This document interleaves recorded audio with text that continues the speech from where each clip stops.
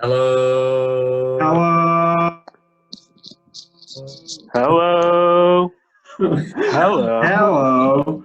Welcome to the Bears, Birds, and Brews podcast. This is a show about Chicago Bears, the Atlanta Falcons, and craft beer. My name is Asif Akani. My co-host is, Nabil Lalani. our producer is, Nader Wazir. and on today's episode, we're going to talk NFL, MLB, and more Last Dance.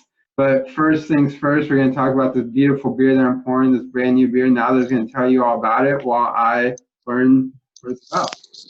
It is called Tropical Cluster Fuck. from Pontoon Brewing. It is a sour sitting at 5.6. It basically says it's a tropical fruit smoothie packed with papaya, passion fruit, guava, pineapple. And on this can, you can see people waiting in line to get some of this beer. Nice. How's it That's taste? excellent. And it's very sour. It's got a full body, but it's very sour. You know, I really like the body on that because it's tart, but it's not like sharp. You know what I mean? Is the body a Wonderland? Yeah, I mean it's a very wonderful beer. I would say this is part of the Serious series. So Pontoon always has really great can art, and the can art on this Tropical Cluster is excellent. I was supposed to say fuck. My bad. Yeah, there you go. But it's right. No, but this is a great beer. There's a lot of fruit and melon in this one, so it's a good happy hour beer. How's the aroma? What do you get on the aroma? Let's see. The aromatics.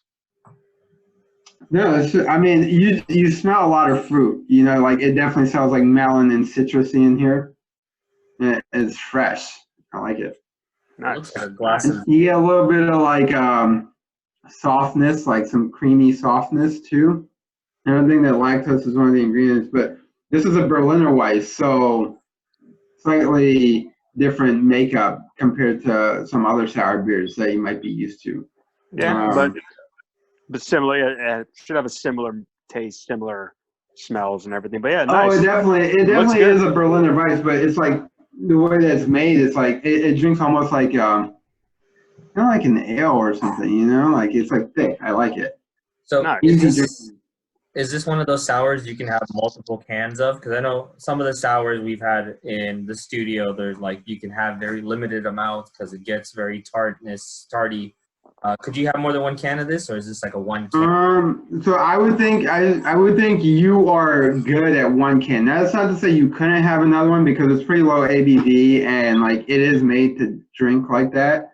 I think it's very rich, and so this is one of those beers where me personally, I like to babysit mine or like sit on them and really let the time go by while I'm enjoying one great beer versus drinking like 4 or 5, in a short amount of time.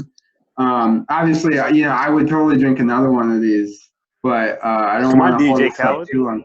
What? Another one. Come on, DJ. Another Khaled. one. Another one. Yeah. So, but this is I mean, I could drink this more than once in one sitting for sure. Nice. Good. All right. Excited to try that in 2 weeks. Yeah. Yep. After next episode, I'll be back. I'll be double fisting first episode. So. Yeah, you want me to bring you one of these? I got you. Yep. Please do. Yeah, I can do that. All right. What do we got next, Nader? We got beer out of the way. We got beer out of the way. Last week, last Thursday, there was some really, really good news revealed. We don't know when the NFL is starting, but we do know what the schedule is going to look like. So the NFL has released schedules for all 32 teams. We'd love to hear your thoughts on how you think your team is going to do. But we will talk about what our team are looking like. So let's start with the Bears. Bill, your thoughts on the schedule? What do you think? Are you excited? What games are you excited for? Prediction? Yeah, definitely excited. Looking through the schedule, I don't have it in front of me right now, but I do think that snap! I can't zoom into your phone, Asif. Hang on. There you go. Look at that! Look at that! That's nifty. So yeah, well, one of the games I'm really looking forward to, and I know Asif is also looking forward to this game, is Week 3 at the Falcons. So that's going to be our Super Bowl, basically. So Oh, yeah. that'll be a lot of fun. Definitely looking forward to the Packers Sunday night game. It's going to be the Thanksgiving weekend. So that's one of the games I'm always looking forward to, the Bears-Packers game, even though it doesn't always work out in our favor, but that's okay. There's also the game against Tampa, which Mhm. which is also, I think that might be a Thursday night game. Yep. So that's going to be one of the games I'm looking forward to. And also, this game isn't a primetime game. I just love revenge games. And I really think the Bears at Jacksonville game is going to be a lot of fun to watch. Right now, I have the Bears, this schedule, going 9-7. And Wow. missing the playoffs at 9-7, but a lot could change. There could be some other signings. There could be a lot of moves. Could be injuries. We don't know what's going to happen. But a way too early prediction before training camp, before anything. Just looking at the schedule when I saw it, quick glance, I had 9-7. But that's not my prediction for the year yet. That is another episode for another quarantine. Another quarantine. Yo, man, I hope we only have one of these things. Bleacher Report predicted the Bears going at 7-9. Okay. So just an early prediction at 9-7. Do you have the Bears making the playoffs? At 9-7, I do not. At 9-7, they will be in the outside looking in. I don't know if we're going to go our NFC playoff predictions, but so far, I think I have the Saints, Buccaneers, Vikings. Actually, no, not Vikings. See, I don't know who's going to win the North. It's so weird because Vikings are in a semi-rebuild. Packers didn't really improve, and they were like a fluke 13-3 last year. So Bears could be there. So I don't know. Like the NFC North, I'm putting a pin in that. I don't know who's going to win that yet. The NFC East, I have the Cowboys winning. NFC West, I have it's going to be San Fran's not going to win it this year. I would say Seattle's going to win the NFC West, and Arizona will be my wild card. Wow. Okay. Interesting. Yeah, so I got Tampa and Arizona as my two wild cards. Sick. Nice. Okay. And moving on to the other side, we have the Falcons schedule. Asif, your thoughts? I hope you are taking notes on that at home. I hope y'all aren't, because I didn't know this was going to happen. No, you definitely take notes on that. Well, first of all, I just want to ask y'all real quick, and those of you who are watching at home, totally feel free to chime in the comment section on YouTube. We should do this live next time on Facebook, actually. That'd be fun. But the difference in presentation between these two schedules, you got the very cartoon-centric Bears schedule with all these characters, and it's all in one line. And then now this is like more – the Falcons have kind of done a schedule like this before. I'm used to seeing this format. So there you go. You got like the football field lineup, and then you got this sort of thing going on over here. Some of these mascots I didn't get on the Bears one, but ask me one. Let's see if I can figure it out. Which one don't you get? I don't know how I'm supposed to say which one I don't get, but left or right, and which one? Well, all right, looking at them now, but this bottom one right there where now there's cursor is the black one. No, that other one? side. Yep. Yeah. That, I believe. I know what it is. It's not a Colt. It's gonna be a Texan. That's a Texan. There we go. You're right. It's a Texan. Yeah, I mean, I guess some of these though is just like, I'm just like, I get it. I wasn't a big fan of this either. Last year, I enjoyed it more. It was like a superhero theme. This theme, I'm not really enjoying it. It looks like Gumby. Airhead mascot sort of deal. It looks like Gumby to me. I don't know. I'm too old for Gumby. I totally forgot to time this thing, so we'll just add like 10 minutes to that. But the Falcons schedule though, it's really interesting. I mean, Atlanta actually has one of the hardest schedules in the league this coming season. And that's not only my opinion, but it's actually a fact. But it's also my opinion, especially when you look at the way this thing lines up to start, right? I mean, you got Seattle, Dallas, Chicago, Green Bay, and Carolina, your first 6 games. So you don't have like a cupcake walk sort of deal. And not many teams in the NFL do, if any. But like, yeah, in looking at the Bears schedule, I mean, you have the Colts who are kind of rebuilding, the Lions who are coming off something. I mean, the Rams kind of need to prove themselves this year. Really, it shows who they all are. And then when you go to the Falcons schedule, I mean, it's just like all of these teams are stacked, right? Even then, you got Minnesota who has a great defense. Detroit, it might be like the easiest game, but at that point, I mean, you don't even know. Like with Matt Patricia and what he's doing down there, and then you got Carolina, Denver. I mean, the Falcons have a very tough schedule. There's not many. There's only one primetime game on here against Green Bay, which is certainly deserving of a Monday night game, and then it's at Lambeau Field in October. So it should be a pretty good wild night. I think a lot of high offense in that game. And then what's really interesting to me too is you don't see Tampa until the last 2 weeks of the season. So of course the whole Tom Brady thing is a big deal in the league, impacts the NFC South a ton. And now you're going to be fighting for a playoff position potentially with a guy that, well, you've seen in the playoffs before, one, but two, you might be seeing him again in like a week or two after that. So you could potentially play Tampa 3 times in like 4 or 5 weeks if you're Atlanta. How incredible would that be? But also, what a nightmare, right? Yeah. What do you predict the Falcons going at? That's a great question. I mean, I would think. I spent so much time looking at the Bears schedule. Where are they going to go, and like where are the Falcons going to go?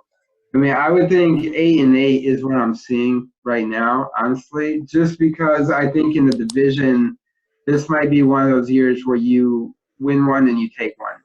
You win a game and you take a loss. So I think you go 3-3 in the division, and then I think the Falcons are going to be a better team this year. Like I think they'll beat Dallas. I think they'll beat 2 of the NFC South teams. I don't know which 2, but I think they'll beat 2 of them. So, that's 3 wins right there. You got another 3 in the division. That's 6. And then I think like Oakland, you get, probably LA, you get 2. So there's your 8, right? And then the other, you got the Chiefs. That's not going to be easy. You got to go to Arrowhead Stadium when they're preparing to make another Super Bowl run and defend their championship in December. That's one of those games where this team is now built to win and is designed to win, and that's what free agency was a big deal for. So, but I think I'd give the Falcons at least 7 or 8 games for sure. But of course, a lot has to happen even for just 7 or 8 games to happen. Let alone make the playoffs and then win the Super Bowl, right? Of course. All right. So what is it? Bleacher Report also had them predicted at 8-8, and then Nabil, here's what do you? I feel like you got some brewing. Just wanted to ask, and I was going to ask myself this question as well. So with my prediction of 9-7, Asif, your prediction of 8-8. So Asif, 8-8 Falcons. What happens? Clean house. Dan Quinn, TD come back for a year. TD stays. Quinn out. Yeah, no, 100%. I mean, as far as I'm. Well, sorry, I did cut you off, but I just felt so compelled to answer 8-8 for Dan Quinn, Thomas, and Mitchoff is not going to cut it. One, I'm more concerned about making the playoffs. Like if the Falcons go 7-9, but they make the playoffs, okay, well, let's see what happens in the playoffs. So like for me, I don't even care so much about the regular season versus like you need to make the playoffs here because I don't want to see progress or like we've been average the last 2 to 3 years, maybe 4 at this point. We cannot have an average season anymore. Like it's time to get into the playoffs and it's time to win games. That's what this. Yeah. Your way too early prediction, like my way too early prediction about to come up, is the Falcons go 8-8 and Dan Quinn and TD are out, and it'll be a new head coach, new GM coming in for the 2021 season. Is that correct? Yeah, I mean, well, yes. If they, can I say conditionally, if they don't make the playoffs? Yeah, I 100% think that's the case. Well, okay. Well, I'm asking your prediction. My prediction was the Bears are going to miss the playoffs. Your way too early prediction going 8-8. Are the Falcons making the playoffs at 8-8? You said the Bears are going to make it? I said Bears are missing it at 9-7. Yeah. So, then no. I mean, you don't can't base get it off in. my prediction, man. This is your prediction. This is your universe. 8-8 are the Falcons making the playoffs. Actually, I'm going to say because at 8-8. Because of why we're quarantined right now. I think a team that at least has continuity and chemistry in this off season is 8 wins is going to be enough. And like LeBron and Miami won the championship, their first championship down there during the lockout season that started on Christmas Day, right? But prior to that, I mean, they had the hunger of losing. They obviously had, D Wade and Chris Bosh and Eric Spoelstra, but they had that continuity of like high caliber team, high achieving goals, and a taste of success that you need to have that hunger. So I think 8-8 and COVID can get it done.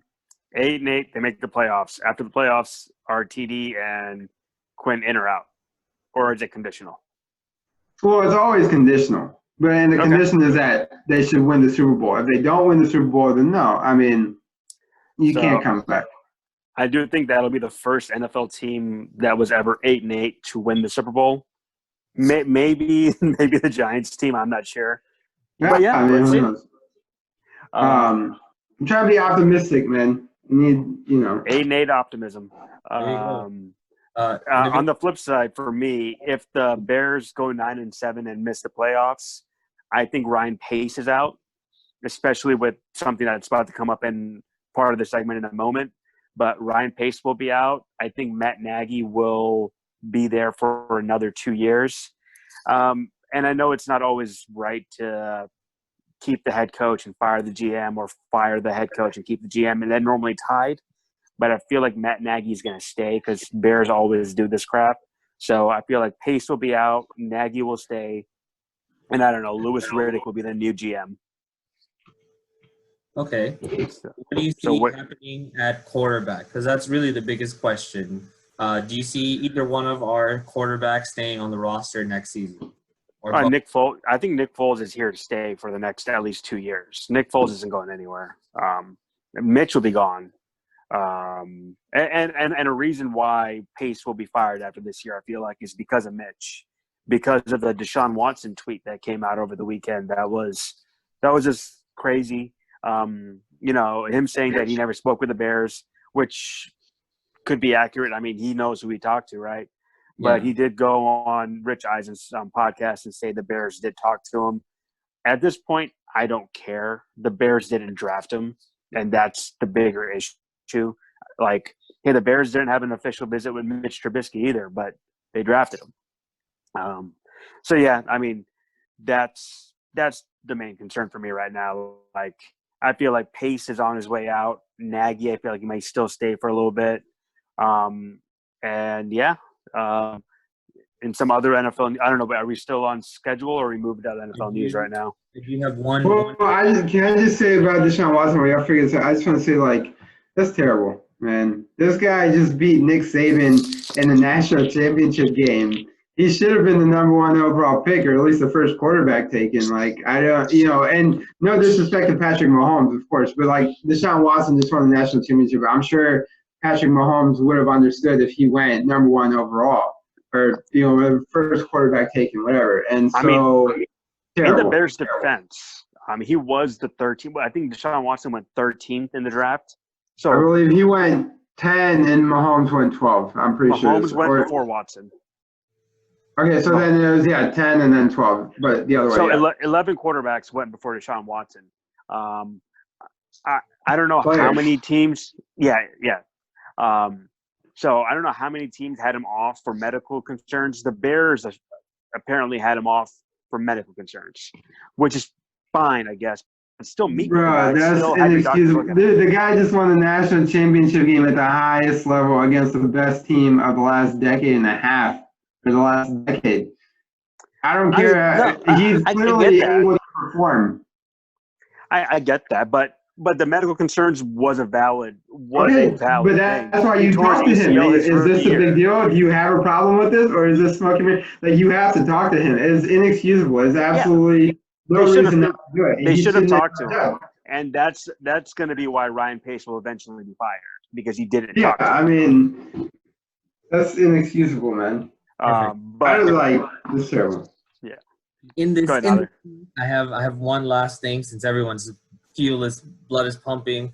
I wanted to make a friendly Bears, Birds, and Brews wager. Bears, Okay. Falcons, Week 3. We don't know if fans will be able to go to the game or not. Maybe we will be able to watch it together or not. Those questions will lie in the air. But let's make a friendly wager. Who wins? Final score, and what are we doing? Loser has to do what? Okay. This between me and Asif, I'm guessing. Let's do it. Yep. Okay.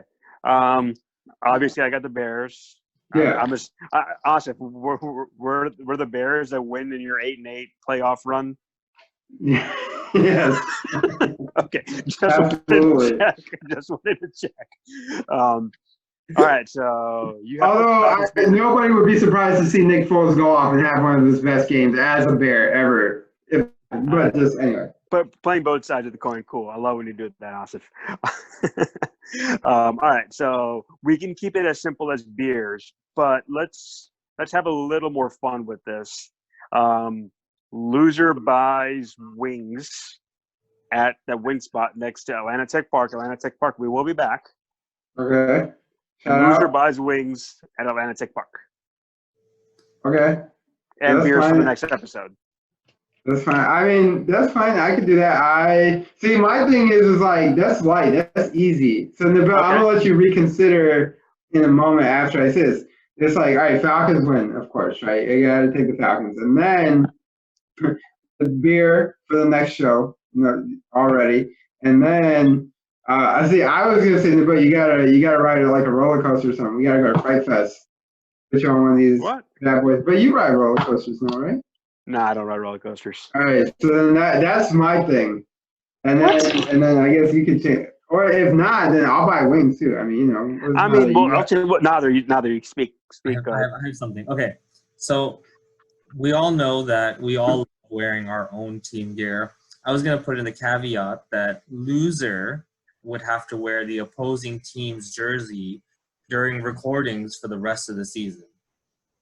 How many jerseys do you think we own? Well, it have to be the same jersey. It doesn't matter. I think for the next episode. I'll do the next episode. So, but the next episode, and it becomes a post. Like it becomes like a post on social media too, on our @Bears, Birds, and Brews. All right, so that's what we'll do. If the Bears win, Asif will wear a Jay Cutler jersey, which will just be awesome. If the Falcons win, Michael Jordan right there. Well, what jersey are you gonna provide to me, Asif? It's gonna be the Matt Ryan. Yeah, I have a Matt Ryan jersey. If not, shit, I'll buy something. You can wear it. I don't care. Cool. All right. I'll buy more Falcons gear if I have to. That's no problem. All right, that works. I got my hat. You can wear my hat. I don't know. Yeah, I do like wearing hats, as you can see. And then on top of losing team also buys beer. So buys beer, and then they'll wear the opposing team's gear for the next episode, and that'll become a social media post. Sounds swell. I still want those wings too, though. Yeah, well, that's out of the question now. But we can readjust the wager as we get closer. Right. So, in some other NFL news, Larry Wolford of the as everyone can see how much time has been going on right now. Larry Wolford of the Saints. So Larry Wolford of the Saints was cut. The Bears did have interest in him. The interest was kind of gone away over the weekend, but they're saying he wants $7 million a year. Bears have $9 million in cap room. I think it could still be finagled. I'm not saying the Bears are completely out yet, but the Bears and the Texans are the two teams that were interested in it. And did we have any other NFL news on the agenda? I don't know. I mean, I don't want to get too much into it, but I'll just say the name just because just acknowledge it. There's something happened with Earl Thomas. I don't really know what all. Oh yeah, the Thomas the Train. Yeah, Thomas the Train engine. Yeah, that's that. But the brothers, they're happy and they're singing. All right. Marlon Wayans shot a movie at Atlantic Park. I didn't say anything to him. I should have, but The owners talked. The MLB owners did talk to each other. Yeah, yeah. Baseball, I like, think they took a train and met up somewhere, or it might have been just a Zoom conference. I think it was a Zoom. So MLB has approved, the owners have approved the shortened season. We're just waiting on the players to confirm. Details on the shortened season is it would be 82 games. There would be a universal DH, I believe. I didn't really read up on the divisions. How do the divisions work, or what is the schedule I like? believe the divisions will be the same. So it'll be the NL East, NL West, NL Central, AL East, AL West, AL Central. But the way that'll work is so you would play within your conference or your league. Your league, yeah. So the NL will play the NL, AL will play the AL. But for example, the NL Central will play the AL Central. The NL East will play the AL East. So that'll also happen between the 82 games. Okay, so it's kind of running how like the NFL season works. You play two into your conference and then one other conference. And the tentative start date is 4th of July weekend, which would be amazing. Yeah, but I know you've been saying this whole time you want the 4th of July. I think 4th of July in baseball is 4th of July in baseball is pretty good. And then it sounded like too, like geographically is kind of how the divisions will be split up, like interleague play, whatever. But maybe, I don't know. And then 82 games though, that's like an NBA season. I like that. You know? Yeah. Like for a long time I've said that I think the baseball season is too long anyway, and I think it should be too long. Because more playoffs means more money. You know, another thing too is like the financial element of it. I mean, no fans probably. I would think that you have to plan on no fans there at all. I think it'll start off with no fans, and then maybe as it goes on, it'll be subject to change. But at least July and August will be no fans for sure. Well, I would think you probably wouldn't have fans until like the very last month of the season before, a couple weeks before playoffs start. And maybe playoffs, because that'll be right around NFL time. And right now, NFL is scheduled to have fans. So that'll probably be their justification. But it's and I mean, you have boxes too. So some of these people can afford to be in the stadium and like actually be there because they have a box, you know, they just come. So we'll see what happens. But I think it'd be great for baseball to be back. I mean, so far, you know, there's been no shortage of sports stuff. One thing I'm wondering is if baseball comes back, like what's the trade market's going to look like? How is the luxury tax and all that going to work? Because remember, like right before all this COVID stuff happened, there was rumors that Chris Bryant was going to get traded. There was, he was supposed to go to the Braves for like 3 weeks. Mookie Betts just got traded. And baseball, like that's the only sport where superstars get traded like that. So, what's the trade market going to look like? Yeah. Like, what's the trade market going to look like? And like players who are entering their free agent year, how are they going to go? So, are you going to want to give up your top prospect for a condensed season? Like, let's say the Indians win the World Series. Are they going to count that as like a real World Series? You didn't really play a full season, and that'll be their first championship ever. So many things to consider. Yeah, if the Cubs would have broke the curse in a condensed season, I would have been like, yeah, but we didn't really play a real season, Yeah, I mean, now do you have any thoughts on that? No, I mean, it makes sense. I think it's interesting, and then, I don't know how it'll all turn out, but I think it counts, right? I think even if you 82 game season, 182 game season. I mean, it counts, but like, is there an asterisk? Like, oh, it was an 82 game season. Like, I don't know. I mean, when the NBA had their condensed season, I guess it counted like a regular championship. So who knows? Maybe I'm just.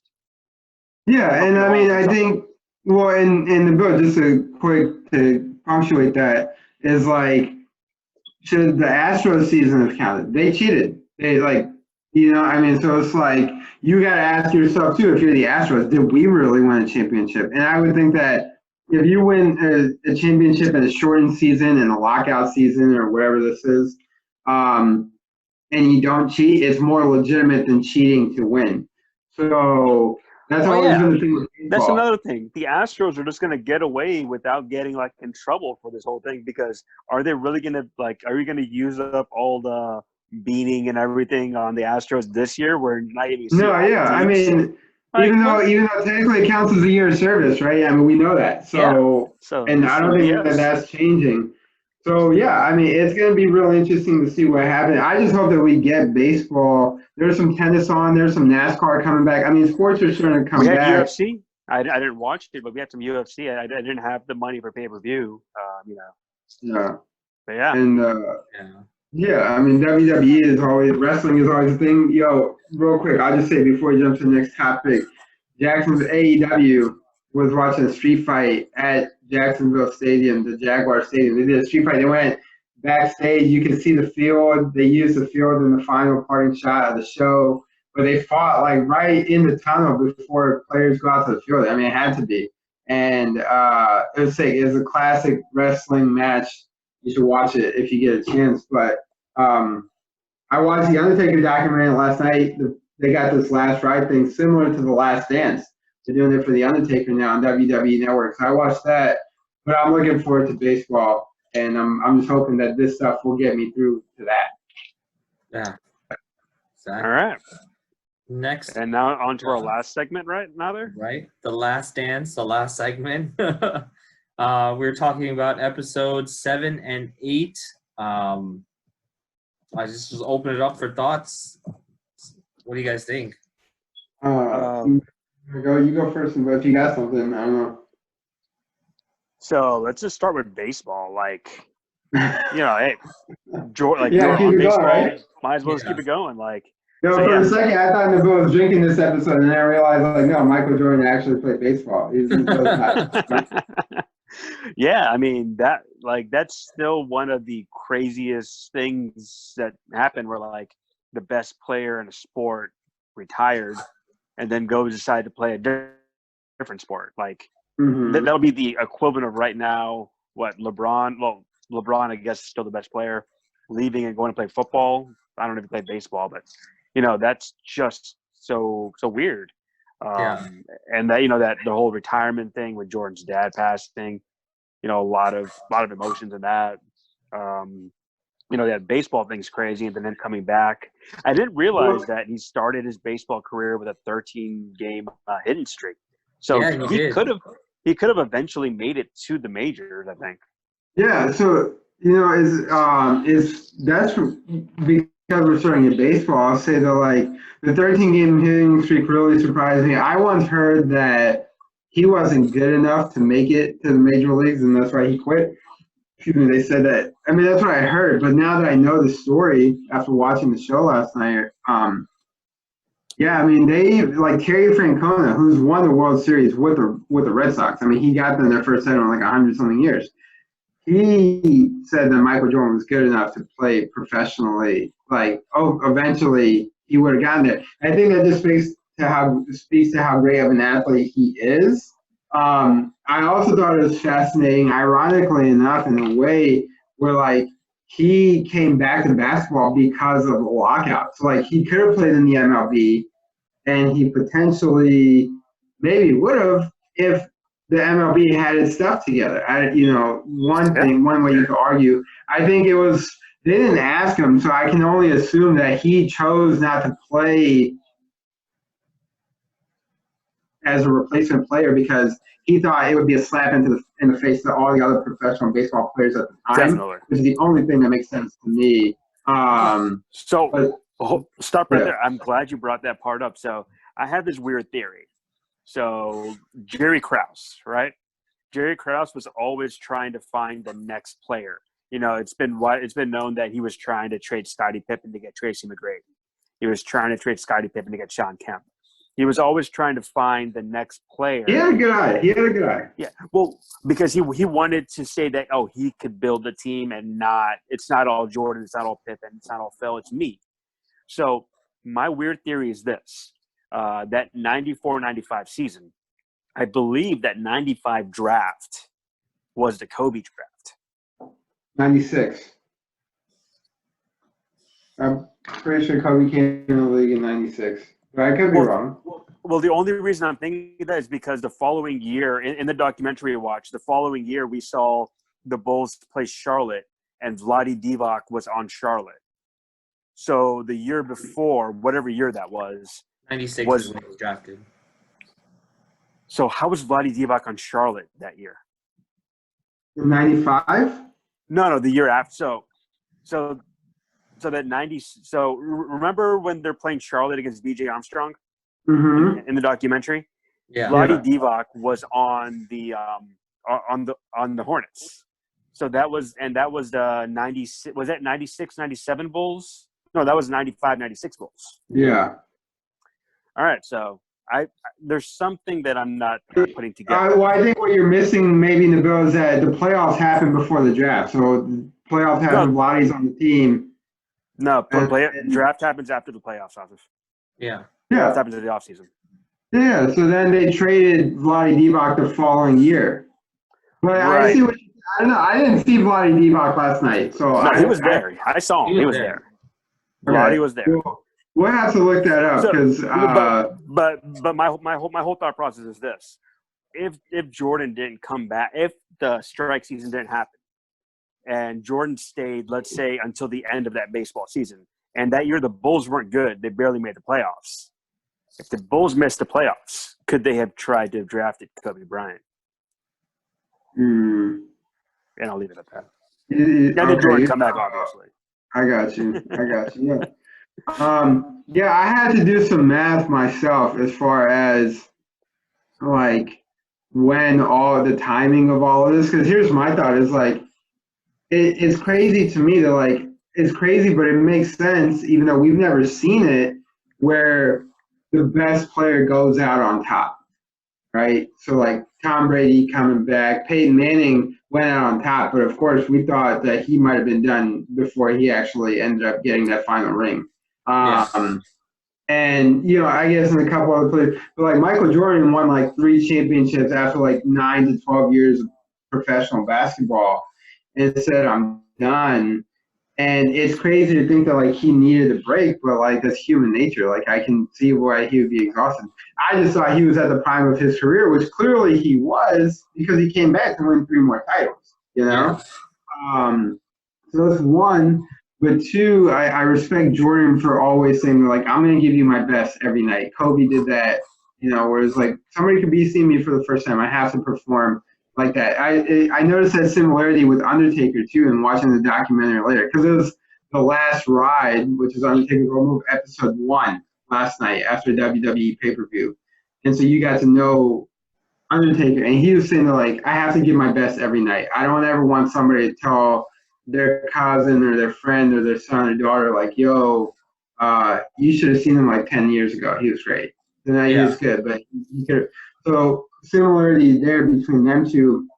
Then fast forward to April '94 to it was August of '94 to like March of '95 is when the lockout season happened for the MLB. So I don't know if that helps put some stuff into reference for you. I had to look that up myself last night to make sense of it all. I think Jordan proved he was great. The fact that he came back and they showed him sobbing and you could hear him crying on Father's Day after the Sonics was, that really, obviously you guys know, I lost my dad this year, but like I didn't think about that as much as I've never seen this from him. And somebody who's so visceral and somebody who's so intense, he was really intense. I think that's what I'm learning about this is he was a very intense individual, but he allowed himself to be vulnerable, and he was a cool guy off the court. That's what everybody said. I think it's great that in baseball he got to be treated like one of the guys. And in the bill, I thought your theory was going to be that Jerry Krause initiated the lockout for the White Sox, so that way he could kind of bring Jordan back. I don't think he has that much power, but maybe. But he was like very key in both teams. Like he could have, he definitely had added value or added stake in that. Well, are we talking about Jerry Krause or Jerry Reinsdorf? Well, technically both of them, right? Weren't they both involved? Well, Jerry Krause was just a GM of the Bulls. He had no connection to the Sox at that time. Jerry Reinsdorf owned both. No, he was on. He at one point was a GM though of the White Sox. GM for the White Sox. At one point, Jerry Krause was a scout of the White Sox, Okay, and then as a scout, that was before Jordan. That was like he was a scout on the White Sox before Jordan was on the Bulls. And then he asked Reinsdorf to be a GM. Yeah. Well, it was so weird. You just walked up to him and was like, "Hey, Jerry, who's the GM of the Bulls? Nobody. Can I be the GM? Sure." Well, I mean, stranger things. I mean, there are other stories like that in sports. We'll have to talk about it another time. But one thing I did want to talk about Scottie Pippen, though. I mean, this documentary is just shitting on Scottie Pippen, and it's not all the documentary's fault. Scottie Pippen might be shitting on himself. Did y'all see that part yesterday where the infamous 1.8 seconds where he just sat out? Yeah, because he isn't coming to him. Yeah, I mean, and then they asked him, like, if you could take it back, would you take it back? He'd be like, and he was like, no. It's like, come on, it's an easy, it's a layup. Just say, I wish I would do things differently. No, here's the thing. But for me, it's easier to say 20 years later, oh, that's not a big deal. Like, whatever. They ended up winning. As far as I'm concerned, that's as a coach, as any player or fan of the team, they won the game. I don't care. I don't give a shit. Like, you know what I mean? Like, you've seen strange things happen in football games where the last play of the game is like, who the hell caught that? But they won the game. So, like, him sitting out, I don't think was a big deal now. Of course, 20 years ago, it's like, what was he doing? But, like, even then. Well, yeah, but they asked him if you could go back in time and take it back. And it's not even about him sitting out. I mean, he quit on his team. I get that, but I think, too, I mean, one, he said sorry in the locker room, and Steve Kerr said twice last night, this made us better, right? So, like, what made us better? Scottie Pippen showing his vulnerability as a leader and also being like, I was upset.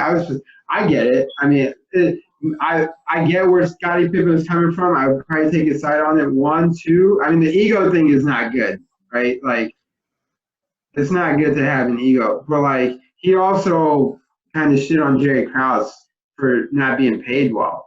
And so it's like, it's not like this is the first time this guy's quit on the team, He made things very hard for them. But that one point, that individual event wasn't a shot at Jerry Krause. He just didn't like the fact that the play wasn't called up for him. And, like, I get that. Hey, you're the main player on the team. You are the MVP of the team. And, the play wasn't called for you. But still, like, you should still do the play. Well, again, I mean, they ended up winning, which was the biggest part. And then the following games and the rest of that series, whatever, until they lost. The infamous dunk on Patrick Ewing happened that series as well. So, right. But still, I mean, like, Scottie Pippen could have easily just been like, I mean, think about all the stuff we got from Scottie Pippen in this documentary. I don't want to fuck up my summer. That was episode 2. I get that. I mean, I don't blame him for that. Really? I mean, no. Jordan blamed him right there. He was like, he should have gotten the surgery right after. But Jordan also said he understood. I mean, I don't blame him for that. That's the thing about having that sort of personality, man. It's like, I get it. I don't know. I feel like in this situation, you're one of the minorities that's on Scotty's side. The only clearly I am. He's underpaid. He was underpaid, but he shouldn't have signed that. I don't know that contract thing. I feel like he should have gotten a new contract eventually. But fucking up his summer and not taking back that 1.8 seconds. I mean, that's got and like the migraine thing.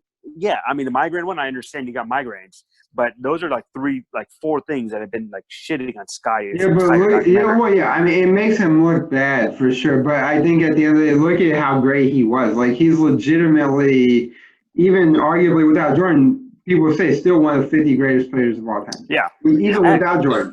I feel like this documentary is actually going to give him more credit, make him like show how important he was, which also kind of shits on him for the stuff that he was selfish at this time. He didn't come out 1.8. I have more respect for Scotty now because of this documentary. Yeah, so it's like, he's a shitbag too. Yeah, I mean, well, I think What's up? If you think about it, it also makes Jordan look like a shitbag too. Like, Yeah. he was a So jerk. that's one thing he said before this aired. He was like, people are gonna hate me because of this.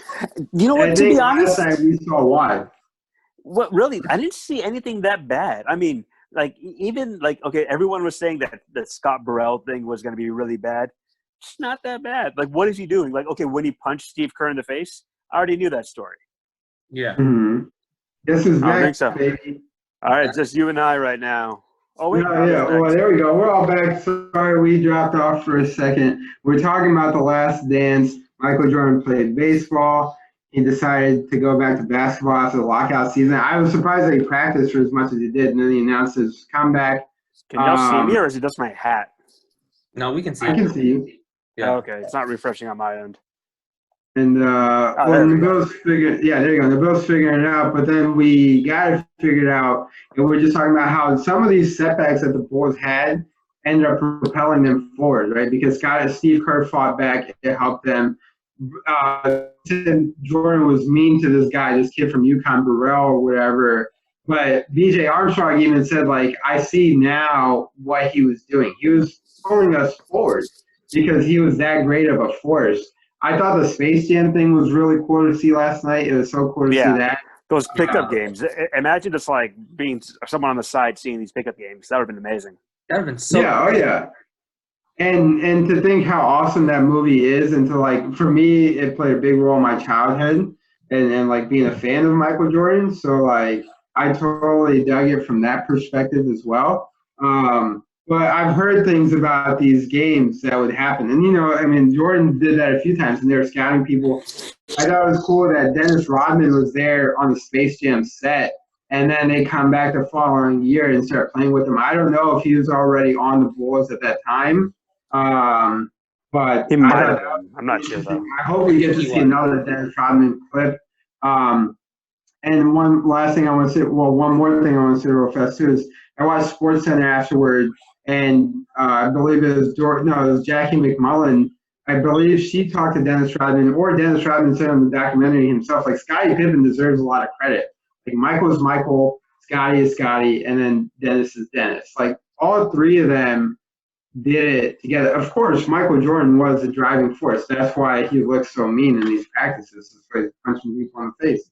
But they all got it together, man. I didn't realize their best season was 72. Oh, I knew their best season was 72-10. I didn't realize it was after he came back for playing like half a season or whatever, a year and a half season, or half season, taking a year and a half off. And, I got laid off after a job for 18 months. So, like, that time frame to me is insane. Yeah. They're like, this is what happened. But I can see that they all said that him taking time off rejuvenated them. And it was good for them. And, so I think that's that. I mean, as far as my takeaways on it. I mean, I had one more takeaway. Just, I wanted to remind everybody that Jordan did not have a problem with the glove. Jordan never had a problem with the glove.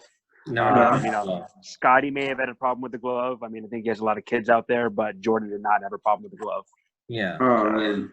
Every time the glove was off, it was on purpose. One thing I want to say, though, is in watching this Undertaker thing afterward, another similarity I pointed out was that, like, in both documentaries, it said he won't ask you to do something that he himself will not do, right? I think that, like, that is so fundamentally important to being, I don't want to say a leader, but being a leader, or also just, like, achieving greatness and excellence. It's like, dude, I would do it. And I thought it was great, too, of Michael Jordan to say, like, look, I push these guys hard, but, like, once you win, you can't tell me I'm doing too much, because win first and tell me I'm doing too much, because it's a great feeling. But I don't want to do it myself. I want them to come along with me and enjoy the ride, And so I think, like, it's kind of where both of these stars are. But to hear that about Michael Jordan, it was like, man, he was great on the court and off the court, and he had different approaches, like people would always say, like, Jordan, they always said Jordan came after guys in practice. He never really did in the media, but they would say he came after guys in practice to call them out, and then obviously we talk about shot on Elo and Allen Iverson practice happened on the same day over the weekend. So just wanted to bring that, together, but different styles. I think my favorite thing is, and the one thing I want to see more of, is Jordan reacting to people talking about like their experience of playing against him. When he was reacting to Sean Payton, not Sean, Gary Payton. That was hilarious.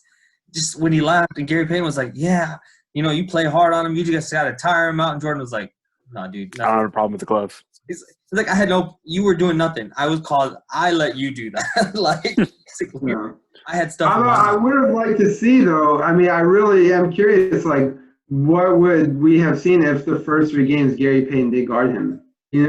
Because Jordan always said that he was in a bad headspace, like, going into that, especially that year, because it was the first year, despite being 72-win team.